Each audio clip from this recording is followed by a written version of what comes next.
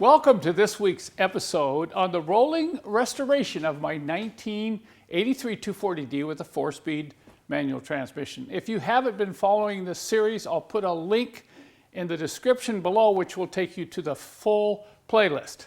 Now this past week, I spent some time finishing up the cosmetic rolling restoration of this car.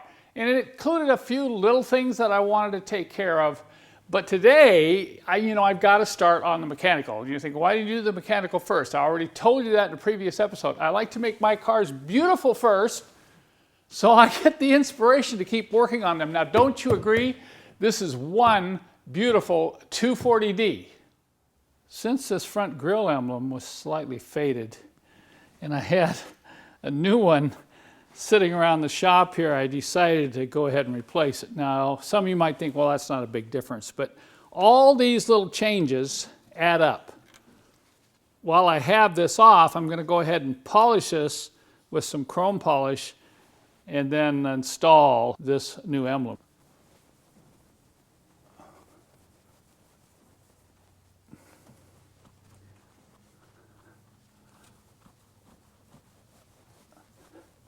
Might as well polish the whole grill while I'm at it, right?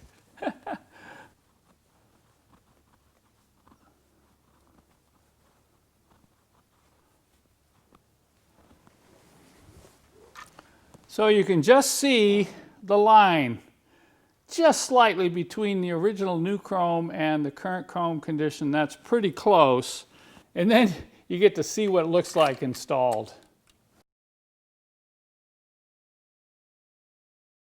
When I was adjusting the hood last week, I was kind of in a hurry. I realized that these rubber stoppers were hardened and collapsed a little bit. So I went ahead and installed new ones this week.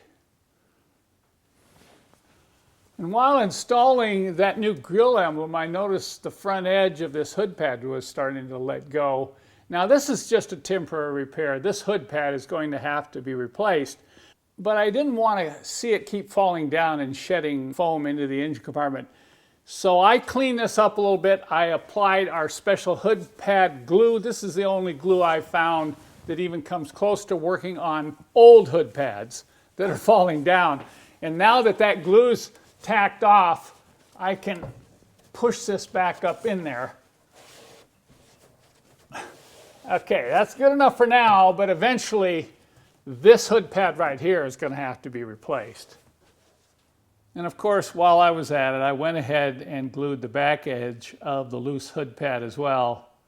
I also cleaned up my window washer tank. These get pretty dirty, and it took some scrubbing to get it looking this good. It has a good lid on it. I went ahead and changed the seal where the pump motor is. These almost always need replacing. They leak. And this one was leaking when I got the car. So I've got this new sealant, I've got new washer fluid in there, and I've tested and adjusted the squirters on the windshield. So this is another project I can check off. So the first step in a mechanical restoration, of course, is a full inspection. So I decided to put this up on the lift and take the wheels off. And I know what some of you are thinking. You're thinking, oh no, not another video on brake work. Those people who say, oh, I just don't want to watch another video on brakes. I wonder why so many people neglect their brakes, since there's so many videos on YouTube about brakes. Because every W123 I see, the early W126, they all need brake work. And here's a car with 129,000 miles on it, and it needs some brake work. There are a number of things I see get neglected on these old cars, but the number one thing is right here: flexible brake hoses. It seems like even shops that do brake work don't change these. And this is a real safety issue. You know, if you watch my other videos, you know how these hoses can rot internally. They can give you a very hard brake pedal feel. And the problem is, a lot of times they'll act as a one-way check valve because they're rotten inside. Under pressure, you can get hydraulic fluid to go through the hose, but when you release the brake pedal, the pistons in the caliper don't come back. So you've got dragging brakes. I've seen them where it's worn the rotor right off. And then, of course, you're going to get overheat problems. You can even start a fire if they get really hot, particularly on the front end where it's subject to grease around the front end. So this is the big one. The other one I see are front brake rotors.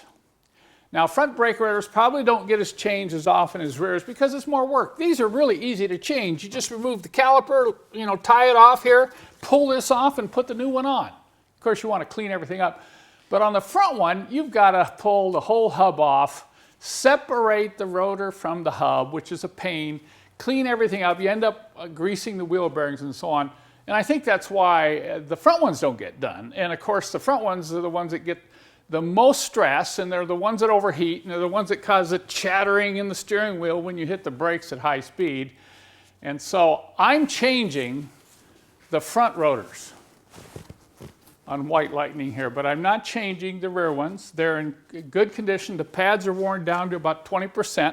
So I'm going to change the pads. I'm going to change the flexible brake hose here. Also, this sway bar link is worn out. I'll just put some links below to some other videos on the sway bar link. I'm not going to go over it in this video. Now, on the front brakes, I said I'm going to replace the rotors.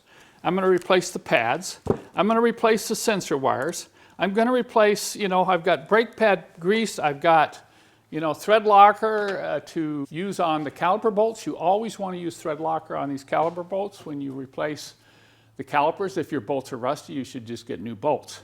So what I decided to do, rather than to do another video on brakes, I'm just going to put some links below in the show more part of this video, and I'm going to list all the videos I've done on brakes, plus all the kits and supplies I can offer you. I'm a real believer in pressure brake bleeding, but if you're going to pump bleed these old Mercedes, I'm just going to warn you, pump bleed very gently. Do not go all the way to the floor, because if you start pumping all the way to the floor in and out, you'll probably ruin the seals in your old master cylinder. So you see, instead of me doing a bunch of videos on how to do brakes, I'm just going to give you some specials so you get out there and do it yourself.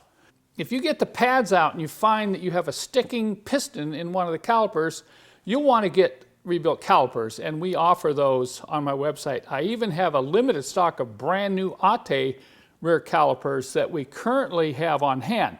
Now, if you're doing a complete brake service on a particularly old car, I highly recommend you purchase my pressure brake bleeder, and you can also purchase my extended capture tank, which will allow you to bleed all 4 brakes without having to keep, dumping the fluid out. And of course, make sure that you get some new brake fluid. We carry the Super DOT by Pentosan on my website, but always use DOT4 brake fluid when you're servicing your older Mercedes brake system.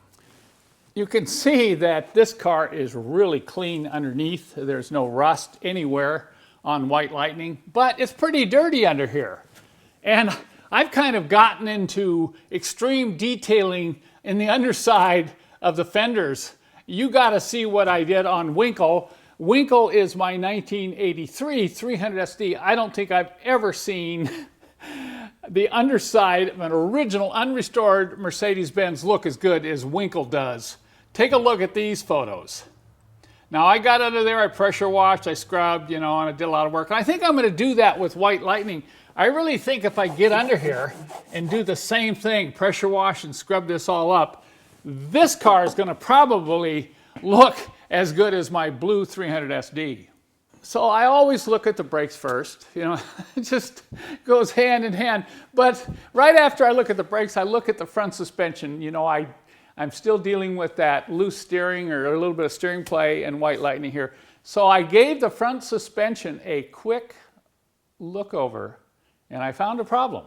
It's a big problem, and it's actually a kind of a safety issue. I've been cruising around in this 240D, but I'm not going to do any more extended cruising until I fix the problem with the front suspension.